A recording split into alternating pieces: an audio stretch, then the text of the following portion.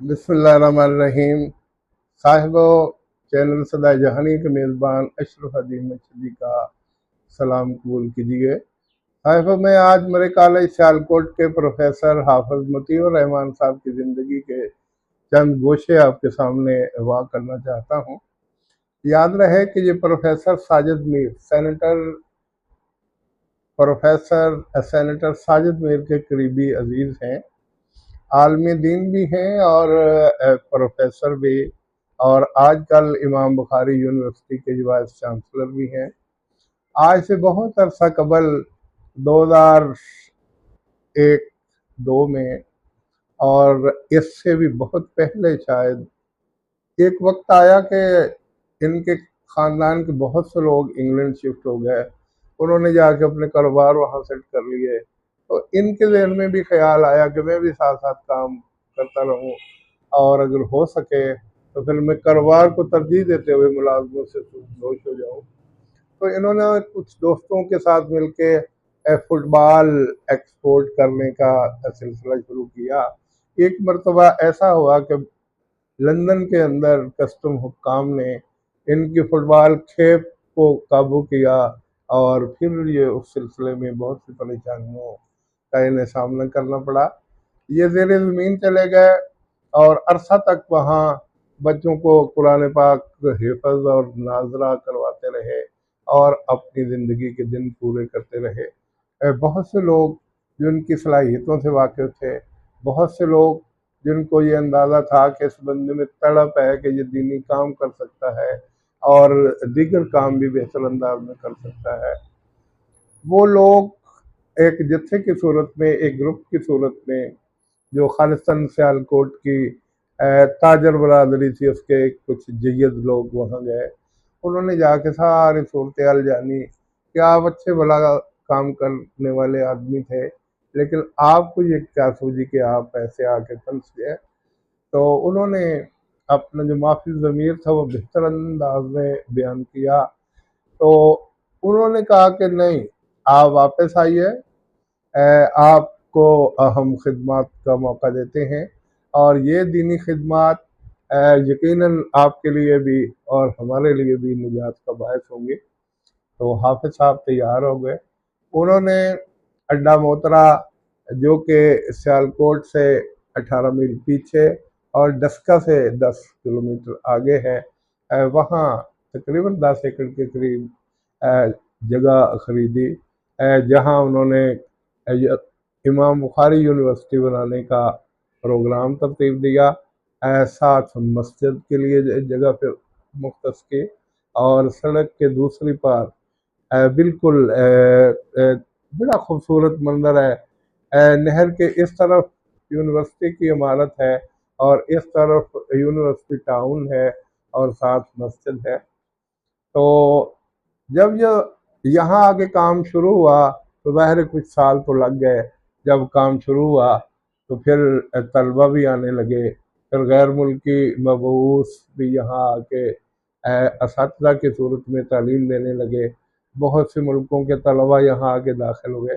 तो बेहतरीन यूनिवर्सिटी के अंदाज में लेक्चर हॉल तैयार किए गए, लाइब्रेरी तरतीब दी गई, गार्डन बनाए गए, फुलवाड़ियाँ सजाई गई, और मुल्क से ढूंढ ढूंढ कर आलम वहाँ ला के तदरीस के शोबे से वाबस्ता कर दी है। ये कहानी मुझे अपने ससर सैयद मोहम्मद अकरम शाह गिलानी, जो कि जय्यद आलम दीन थे, और उन दिनों इमाम बुखारी यूनिवर्सिटी में मसनद तदरीस हदीस पर विराजमान थे। याद रहे कि प्रोफेसर मतीउर रहमान साहब उनके शागिर्दों में भी शामिल थे। तो मैं बात कर रहा था प्रोफेसर हाफिज मतीउर रहमान की, कि जब वो इंग्लैंड से आके काफ़ी अरसा में उन्होंने इमारत तैयार कर ली, तो काम जब शुरू हुआ तो फिर उनके जहन में ख्याल आया कि मैं क्यों ना अपने उस्ताद मोहतरम सैयद मोहम्मद अकरम शाह गिलानी मरहूम में उनकी खिदमत में हाज़िर हूँ, और उनसे इल्तिमास करूँ कि आप भी मेरे शाला में शाला चलें, آپ کی چھتری تلے میں چل کے یہ کام کرنا چاہتا ہوں، آپ کی ہدایات اور آپ کی رہنمائی میرے لیے سود مند ثابت ہوگی۔ تو وہ گجرانوالہ آئے اور ان کو جیسے تیسے بھی راضی کیا، واپس لے گئے۔ یاد رہے کہ سید محمد اکرم شاہ گیلانی مرحوم رحمۃ اللہ علیہ، انہوں نے جامعہ رحمانیہ گجرانوالہ میں 22 سال کا عرصہ گزارا۔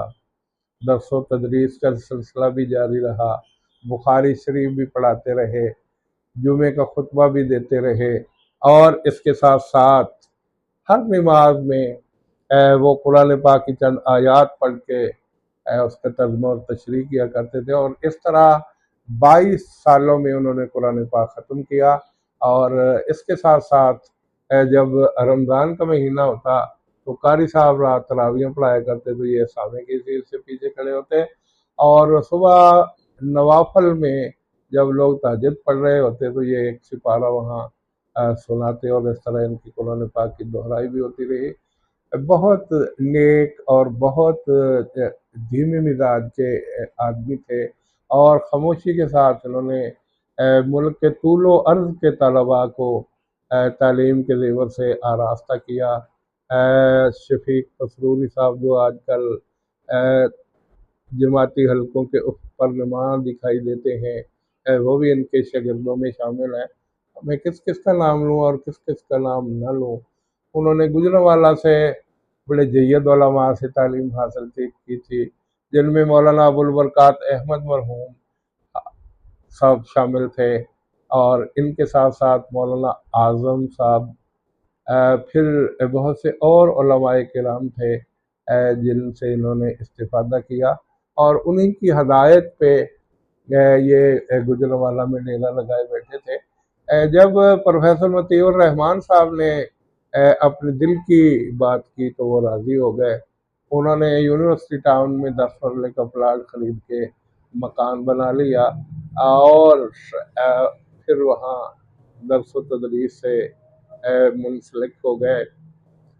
تو حافظ مطیع الرحمان صاحب ان کے بڑے قریبی ساتھیوں میں شمار ہوتے تھے، بڑے ساتھ ساتھ رہے۔ تو حافظ مطیع الرحمان انگلینڈ سے آ کے یہاں کھل کے کام کر رہے تھے، اور شاہ صاحب بھی پورے تعاون کے ساتھ ان کے ساتھ چل رہے تھے۔ لیکن پھر ایک ایسا حادثہ ہوا جس سے شاہ صاحب بڑے دل گرفتہ ہوئے۔ 2002 میں شاہ صاحب کی اہلیہ جو میری خوش دامن تھی وہ انتقال کر گئی، اور اس وفات میں 32 سالہ رفاقت جب ٹوٹی تو شاہ صاحب بھی اندر سے ٹوٹ کے رہ گئے۔ اور اس کے 2 سال کے بعد 2004 میں وہ بھی جامعہ اسلامیہ گجرانوالہ میں امتحان لے کے واپس جا رہے تھے، تو بس کے اندر ہی ان کو ہارٹ اٹیک ہوا، ان کو باہر نکال کے لٹایا گیا، اور وہ اللہ کو پیارے ہو گئے، اور اتنی صورتوں سے انہوں نے جان جانے آفرین کے سپرد کی، جیسے پھول کی گود سے خوشبو الگ ہوتی ہے۔ تو میں بات کر رہا تھا حافظ مطیع الرحمان صاحب کی، میری بھی ان سے چند ملاقاتیں امام بخاری یونیورسٹی میں ہوئیں۔ انہوں نے درس و تدریس کے حوالے سے اور اس کے معیارات کے حوالے سے اور اس کی باقی جو معاملات تھے کھل کر اپنے ویوز دیے، اور ان کی کیا صورت آگے ترجیحات ہیں انہوں نے وہ کھل کر بیان کی۔ لیکن پھر ایسا ہوا کہ ان پر فالج کا حملہ ہوا، وہ اپنے اہلیہ کے بھائیوں کے ساتھ انگلینڈ میں شفٹ ہوئے۔ ان کا علاج بھی جاری تھا، ان کی اہلیہ کا علاج بھی جاری تھا۔ خدا کا کرنا کہ اہلیہ کا انتقال ہو گیا، اور یہ فالج سے دن بدن بہتر ہوتے چلے گئے۔ ان کے دونوں بیٹے تو وہیں رہے، اور پھر کچھ عرصہ کے بعد پھر انہوں نے دوسری شادی کی، اور واپس پاکستان پلٹ آئے، اور آج کل یہ اڈا موترا کے قریب امام بخاری یونیورسٹی کو خوش اسلوبی کے ساتھ چلا رہے ہیں۔ جبکہ دوسری طرف شاہ صاحب کی وفات کے بعد ان کے بیٹے سید عطاء الرحمان شاہ گیلانی آج سے 6 سال قبل وفات پا گئے۔ اور وہ بھی صرف 40 سال کی عمر میں فاضل طب و جراحت تھے اور درس نظامی بھی کر رکھا تھا۔ ان کے ساتھ ساتھ ان کے دوسرے بیٹے سید ضیاء الرحمن گیلانی جو ایم فل اسلامیات ہیں، وہ مختلف کالجز میں تعلیم کا سلسلہ، تدریس کا سلسلہ جاری رکھے ہوئے ہیں، شیلے کالج میں، پھر اپنا کپس کالج میں اور دیگر اداروں سے وابستہ ہیں۔ بڑے شستہ مزاج انسان ہیں اور شاندار مذہبی اسکالر ہیں۔ شاہ صاحب کے جاننے والے اور ان کے اپنے جاننے والے وقتاً فوقتاً مذہبی تقاریب میں ان کو دعوت دیتے رہتے ہیں، اور وہ اپنے 5 بچوں کے ساتھ، 3 بیٹے اور 2 بیٹیوں اور اہلیہ کے ساتھ بڑی خوشگوار سی زندگی گزارتے ہوئے درمیان میں سے کچھ وقت نکال لیتے ہیں۔ کہیں وہ جمعے کا خطبہ دے رہے ہوتے ہیں، کہیں وہ دینی کانفرنسز کی کمپیئرنگ کر رہے ہوتے ہیں، اور کہیں پروگراموں میں مقالہ جات پیش کر رہے ہوتے ہیں۔ تو اس طرح یہ کہانی میں اختتام کی طرف لیے جاتا ہوں، جس میں پروفیسر حافظ مطیع الرحمن صاحب کا ذکر بھی آ گیا، اور یہ تمام کہانی سنانے والے میرے بچوں کے نانا ابو، میرے سسر اور جید عالم دین سید محمد اکرم شاہ گیلانی رحمۃ اللہ علیہ، جو کئی کتابوں کے مصنف ہے، زندگی نے وفا نہ کی، 58 سال کی عمر میں بیچارے فوت ہو گئے۔ بہت بڑے عالم دین تھے، ان کی بہت بڑی لائبریری آج بھی عام و خاص کے لیے کھلی ہے۔ کچھ لوگ ایم اے کے تھیسز، کوئی ایم فل کے تھیسز، کوئی پی ایچ ڈی کے تھیسز وہاں بیٹھ کے مکمل کر رہے ہیں، اور انہیں دعائیں دیتے ہیں۔ کاش انہیں کچھ زندگی اور مل جاتی تو وہ دین حنیف کی اور خدمت کرتے، اور دین حنیف کی ترویج و اشاعت کے لیے مزید وقت صرف کرتے تو لوگوں کا بھلا ہوتا۔ بہرحال اب ان کے صاحبزادے سید ضیاء الرحمن گیلانی اپنے انداز میں اپنی اس وراثت کو آگے بڑھا رہے ہیں، اور بہت احسن انداز میں دن گزار رہے ہیں۔ اللہ تعالیٰ ان کو لمبی زندگی عطا کرے۔ اللہ تعالیٰ حافظ مطیع الرحمن صاحب کو بھی لمبی زندگی عطا کرے، اور امام بخاری یونیورسٹی کے چانسلر کی حیثیت سے ان کی خدمات ہمیشہ سنہرے حروف میں لکھی جائیں۔ یہ میری دلی دعا ہے، اور میں اسی کے ساتھ اپنی گفتگو کو سمیٹ رہا ہوں۔ والسلام۔